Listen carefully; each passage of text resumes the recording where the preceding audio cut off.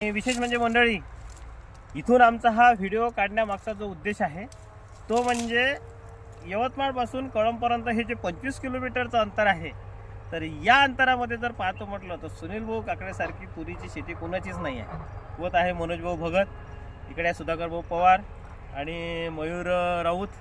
आम्ही सहज बोलता बोलता तुरीचा विषय निघाला आणि योग्य व्यवस्थापनामध्ये तूर कशी असते आणि नियोजन कसं आपण करायला पाहिजे, लक्ष कसं द्यायला पाहिजे, तर याच्यावरून विषय निघता आम्ही सोबत चर्चा केली आणि सहज म्हणून सुनील भाऊची जी शेती आहे तुरीची हे पाहण्यासाठी आलो. यांची कपाशी आहे आणि कपाशीमध्ये हे आंतरपीक आहे.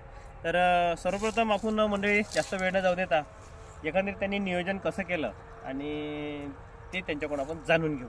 भाऊ, तुम्ही हे किती तास पराठीचे आहे आणि किती तास तुरीचे आहे? 6 तास पराठीचे आहे. हां, 1 तास तुरी. हे वाण कोणतं आहे तुमचं?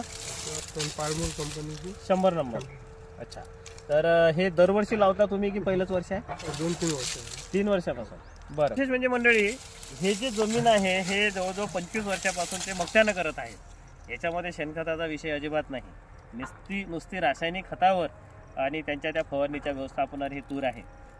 बरं भाऊ, एक मनामध्ये असा प्रश्न आलेला आहे की सध्याच्या 4-5 दिवस आता धुयारी पडल्या आपल्या भागात, तर ह्या धुयारीमध्ये बऱ्याच तुरीचे जे सरंग आहे, जसं आता हा सरंग आहे तर हा असा पूर्ण गळलेला आहे अर्धा आणि अर्धाच पकडलेला आहे. तुमच्या शेतामध्ये हा शेंड्यापर्यंत माल आहे, म्हणजे कुठेही जरी पाहतो म्हटलं, जसं आता इथे पाहू शकता आपण, हे इथे पाहू शकता, हे संपूर्ण जे आहे एकंदरीत हे जे तुमचं तूर आता शेंड्यापर्यंत अशी लदबदून गेलेली आहे, शेंड्यापर्यंत पूर्ण माल पकडलेला आहे. कोणतंही जरी झाड पाहतो म्हटलं तरी पूर्ण म्हणजे कव्हर झालेली आहे एवढ्या धुहेरीच्या वातावरणात. तर याला काय कारण असलं पाहिजे? याचं पूर्ण फवारण्याचं नियोजन आहे. अच्छा अच्छा. आणि फवारणी किती झाल्या याच्यावर? 2 झाले. 2 फवारणी. किती दिवसाच्या अंतराने? तरी 8-8 दिवसात. 10 दिवसाच्या अंतराने. म्हणजे 10 दिवसाच्या अंतराने इथे 2 फवारणी भाऊनी केलेल्या आहे आणि माझ्या मते दोन्ही फवारणीमध्ये बुरशीनाशके स्ट्रॉंग होते. पहिल्या फवारणीमध्ये तुमचं टेबूज नावाचं बुरशीनाशक होतं आणि दुसऱ्या फवारणीमध्ये अळीच्या औषधासोबत नेटिव्ह बुरशीनाशक होतं आणि एक विलबॉन्ड म्हणून विलवूड कंपनीची ते छोटी पुडी होती. आणि त्याच्यामुळे जे मंडळी हे कन्व्हर्सन हे फास्ट झालेलं आहे. म्हणजे हे जे ढगाळ वातावरण होतं, धुके होतं, याला तर कोणीच थांबवू शकत नाही. परंतु अशाही वातावरणामध्ये जे त्यांची योग्य वेळी फवारणी होऊन गेलेली होती तेव्हाच हे वातावरण चालू झालं, तर त्याच्यामुळे विलबॉन्ड आणि नेटिव्ह हे जे अळीच्या औषधासोबत त्यांनी इथे फवारलेलं आहे त्याच्यामुळे बऱ्यापैकी कव्हर इथे झालेला आहे. सोबत आहे मनोज भाऊ भगत. भाऊ, एकंदरीत यावर्षी जे वातावरण आहे ढगाळ वातावरण आहे आणि अशा ह्या वातावरणामध्ये जर पाहतो म्हटलं आपण तर या तुरीबद्दल काय सांगाल? कात्रीला असतो. इथून 6 किलोमीटर कात्री आहे आणि यवतमाळहून हे 22 किलोमीटर हे घोटी गाव आहे. आम्ही अचानक कापसे सरच्या दुकानामध्ये गेलो. कापसे सरनी सांगितले चला बा असा विषय निघाला, आमची तूर अशी नाही बा. तर विषय निघाला का बा हे काकडे साहेबाच्या वावरात चला बा पाहिले. तर आम्ही खरोखरच पाहिले तूर आलो इथं. तर हे तूर जे पाहून राहिलो तर हे तूर अगदी व्यवस्थित आहे आणि फवारण्या कमी खर्चात झालेली आहे तूर आणि व्यवस्थित तुरी हातभराचा सरंग आहे. काही शेंगा पकडल्या, काही चलपं पकडले आणि हे कापसे सरचं मार्गदर्शनामुळे यानं केले व्यवस्थापन ते अगदी व्यवस्थित आहे. आजच्या परिस्थितीत आमच्या इकडं कळंब ते कात्रीवर रोड पावतर जातो तर एकाची तूर नाही आणि यवतमाळहून पाहता अशा आजूबाजूच्या तूर एकाची तूर नाही. हे कापसे साहेबाचं मार्गदर्शन, औषधी फवारणी, खत आणि याचं करणी, हे अशी व्यवस्थित तूर कुठं सजून पाहिली नाही आम्ही. बिलकुल, धन्यवाद भाऊ. सोबत आहे सुधाकर भाऊ. भाऊ, काय सांगाल एकंदरीत सुनील भाऊच्या तुरीबद्दल? त्यांनी केलेल्या कृतीला यश मिळाल्यासारखं दिसते. बिलकुल बिलकुल. योग्य मार्गदर्शन, हो. योग्य कृती, हो हो. या दोघांचा समन्वय म्हणजे फळ त्यांच्या हाती आल्यासारखं वाटतं. बिलकुल बिलकुल बिलकुल. आणि तसं पाहतो म्हटलं तर यावर्षी तुरी बऱ्याच लोकांच्या गेल्या आहेत, जास्त पावसामुळे जळाल्या आणि यांच्या वाचल्या म्हणजे यांचं नशीबही जोरावर आहे. त्याच्यामध्ये एक कापसे सरांसारख्याचा यांना सहयोग लाभल्यामुळे म्हणजे जे मिळालं ते मिळालं समजा. बिलकुल बिलकुल. म्हणजे एक समाधान, एक समाधानकारक स्थिती पाहायला मिळतं. हो हो. याच्यात म्हणजे नाराज होण्यासारखं काही नाही, परिपूर्ण हातात आल्यासारखं. बिलकुल. मला असं वाटतं मनोज भाऊ की खरोखर काय निसर्गाचं काम करते त्याला ते चॅलेंजेस नाही. बरोबर. कधी पाणी येईल, कधी धुयार पडेल, कधी काही होईल, परंतु तोलानं जर त्याच्या मनानं जर आपण घेतलं, जसं आता याच्या तुरीला एक फायदा झाला की दिवाळीमध्ये जो पाऊस झाला तर तो कोरडवाहू शेतीसाठी अमृत झाला, तुरीसाठी विशेष म्हणजे. बरोबर. हा, तर त्याच्यामुळं त्या तुरीचं जसं यांनी शौर्यावर सुटले, फुल सुटलं, तेव्हाच लगेच एक फवारणी घेऊन घेतली आणि तिथून 10-12 दिवसानंतर पुन्हा दुसरी फवारणी घेतली आणि दोन्ही फवारणीमध्ये चांगले बुरशीनाशक वापरले. तर त्याचाच फायदा यांना झाला. म्हणजे त्या पाण्यानं झाड व्यवस्थित आलं, शौर्य चांगला आला आणि त्याने संधीचं सोनं झाले म्हणतो. तर ते तूर चांगली आली आहे व आता फवारणीनं जाऊ द्यायची नाही, म्हणून योग्य वेळी योग्य फवारणी घेतली. पराठीला जेव्हा खत दिले त्याच वेळेस त्यांनी तुरीला पण खत दिले, त्याच्यामुळे ते एक सुद्धा ताकद राहिली, सोबत मायक्रोन्यूट्रन वापरले, बाकीच्या गोष्टी आहेत. तर मला एकच म्हणायचं आहे इथं की निराश न होता तोलानं जर आपण घेतलं निसर्गाच्या मनानं, कारण प्रवाहाच्या विरुद्ध जाऊन आपण आता शेती करू शकत नाही. बरोबर. आपण मनोबा मला असंच झालं पाहिजे, मला तसंच झालं पाहिजे, तो विषयच राहिला नाही. परंतु अशाही परिस्थितीमध्ये आता या रोडनं यवतमाळपासून कळंबपर्यंत आज बऱ्याच शेतकऱ्यांच्या तुरी आहे, परंतु हीच तूर का बरं एक नंबर आहे? कारण यांना योग्य मार्गदर्शन मिळालं, योग्य वेळ साधली. टायमिंग पण साधणं महत्त्वाचं आहे ना. तर एकदम फुलावर खूप आलेली आहे ना, आता अळीचा अटॅक खूप आला, बुरशी खूप आली, मग फवारा मारतो म्हणलं म्हणजे सरप गेल्यावर फरका झोडवण्यात सुद्धा अर्थ नाही.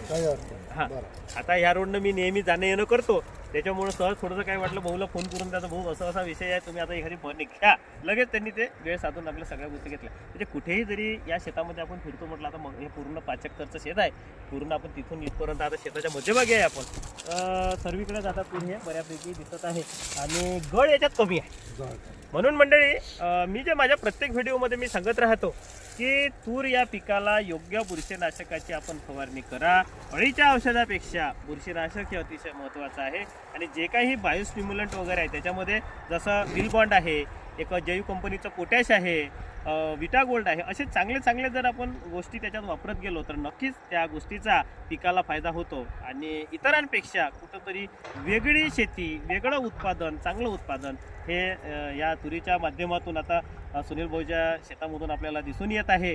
आणि आता राहिलं मंडळी पुढचं व्यवस्थापन, तर हे हलक्या जमिनी आहे, मध्यम प्रकारच्या डोंगराळ भाग आहे, हा पूर्ण जर इकडे पाहतो म्हणून तर डोंगर आहे. आणि अशा याच्यामध्ये सर्व शेतकऱ्यांमधून यांनी नंबर 1 मारलेला आहे सुनील भाऊ काकडेंनी.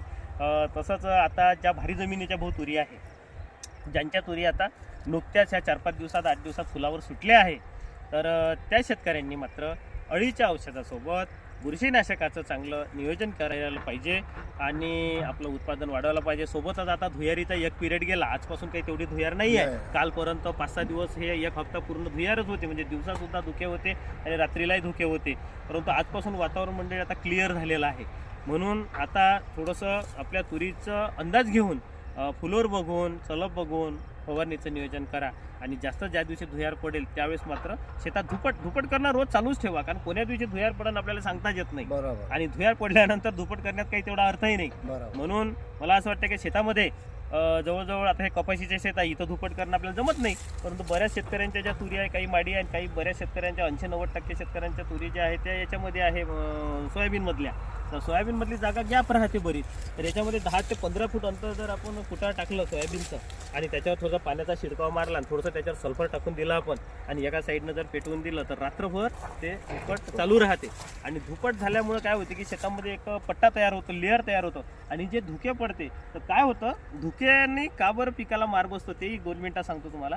की धुक्यामध्ये एक वेगळं केमिकल असते, जे झाडाच्या ह्या तुरीच्या पानावर पडलं की झाड हे अशक्त होऊन जाते, म्हणजे काय म्हणते त्याला निस्तेज होऊन जाते. परंतु धुपट जर शेतामध्ये राहिला तर वरच्या वरच ते धुयार जे आहे ते नष्ट होते. आता काय होतं की दड पडतात रात्रीचे, आणि हे जे दड पडलं समजा, आता उदाहरणार्थ हे तुरीचं फुल आहे, ह्या फुलावर दवबिंदू पडतात आणि दवबिंदा सोबतच ते धुके अंदर चालले जाते, म्हणजे त्या धुक्याला अंदर नेण्याचं जे काम आहे ते दवबिंदू करते आणि हे फुल मग कमजोर होऊन जाते, हे बाधित होऊन जाते, बुरशीयुक्त हे फुल होऊन जाते. म्हणून याला जर आपण धुपट केले तर वरच्या वरच ते धुयार हे नष्ट होऊन जाईल आणि याच्यावर पडणार नाही. नंबर 1. दुसरी गोष्ट, या थंडीच्या पिरियडमध्ये हिवाळ्यामध्ये थंडी खूप राहते, तर दिवसाची ऊन रात्रीची थंडी, तर टेम्परेचर कमी जास्त होते, पण ते मेंटेन करण्याचं काम हे धुपट करत राहते. त्याच्यामुळे धुपट हे अतिशय महत्त्वाचं आहे. आणि सोबतच बुरशीनाशक जे धुके हे ते या पिरियडला असतात. तर त्याच्यामुळं बुरशीनाशक जर आपण मारलं तर आतमध्ये ते केमिकल न जाता धुयारीपासून तेवढं नुकसान आपलं होत नाही. आणि मंडळी ह्याचा धुपट करण्याचा विषय आहे हा. मी नांदेडमध्ये असताना नायगाव वगैरे भागामध्ये, देगलूर भागामध्ये बरेच शेतकरी कोरडवू मिरची पिकवायचे आणि त्या शेतकऱ्यांनी मला सांगितलं होतं की मिरचीला धुयारीमुळे खूप नुकसान होते, प्लॉट खराब होतात, म्हणून आम्ही रोज रात्री तुरीला धुपट करतो. आपल्या याला मिरचीला करपा रोग येत नाही. त्या मिरचीला रोज रात्री आम्ही बा मिरचीच्या आजूबाजूला कुटार वगैरे आहे किंवा जे काही हे असेल आपले काय म्हणते त्याला शेणाचे आपण काय म्हणतो त्याला गौऱ्या, त्या गौऱ्या वगैरे असं पेटवून देतो आणि त्याच्यामुळे तो धुपट राहते. त्या धुयारीमुळं त्या मिरचीत आमचं नुकसान होत नाही. म्हणून तो प्रयोग मग जवळजवळ 15 वर्षापासून जे काही माझ्या शेतकरी बांधव कॉन्टॅक्टमध्ये येतात त्यांना मी तुरीसाठी तरी धुपट करायला हवं. तर असं आहे मंडळी एकंदरीत तुरीचं व्यवस्थापन. सुनील भाऊची शेती पाहून खूप बरं वाटलं, मनाला समाधान वाटली आणि मनोज भाऊ, सुधाकर भाऊ आम्हाला एक प्रेरणा मिळाली. सोबत मयूर आहे. मयूर दादा काय सांगशील एकंदरीत भाऊच्या तुरीबद्दल? सुनील भाऊची शेती मक्याची आहे 25 वर्षापासून आणि कोरडवाहू शेती आहे पूर्ण बर्डीची आहे. हो, अशा याच्यामध्ये समजा एवढी चांगली तूर येणं म्हणजे एक आश्चर्यच आहे. आश्चर्य, बरोबर. 100% समजा हिनं रिझल्ट मिळवला आहे. बिलकुल 1% ही मागणी पडली नाही. पूर्ण शेंड्यापर्यंत गच्च भरत आली. हो हो आणि 15-20 दिवसामध्ये पूर्ण शेंगा येऊन जाईल. पूर्ण हो. राहिलेल्या समजा कल्पा वगैरे पूर्ण भरून जाईल. हो. तर त्यांना समजा 100% मिळवला, याच्यामध्ये यश मिळवलं समजा. बिलकुल बिलकुल. म्हणजे याच्यामध्ये जर पाहतो म्हणलं तर ही जे आता पालमुरची 100 नंबर तूर आहे, त्याच्यानंतर दुसरी गोष्ट त्यांनी खताचं नियोजन चांगलं झालं, म्हणजे वाणही चांगलं, खत चांगलं, फवारणी चांगली आणि कुठंतरी निसर्गावर मात करीत त्यांनी तरी पिकवल्या निसर्गाला विरोध केला त्यांनी हा, फवारणीद्वारे. फवारणी फवारणी आणि खताची ताकद समजा. बिलकुल. आणि एक दुसरी गोष्ट जर पाहतो म्हटलं दादा तर सध्याच्या कंडिशनमध्ये ज्यांनी फवारणीकडे दुर्लक्ष केलं, म्हणजे याच रोडनं तुम्ही बऱ्याच तुरी तुम्हाला दिसतील या 20 किलोमीटरमध्ये 22 किलोमीटरमध्ये, तर एकही तूर अशी नाही फराटल्यासारख्या झालेल्या आहे, कारण धुयारीनं मार बसलेला आहे. म्हणून मंडळी तुरीचं असो किंवा कोणत्याही पिकाचं असो, योग्य ते नियोजन मात्र करणं महत्त्वाचं आहे आणि योग्य वेळी योग्य निर्णय घेणं खूप महत्त्वाचं आहे. तर पुन्हा भेटू पुढील व्हिडिओमध्ये. तोपर्यंत नमस्कार.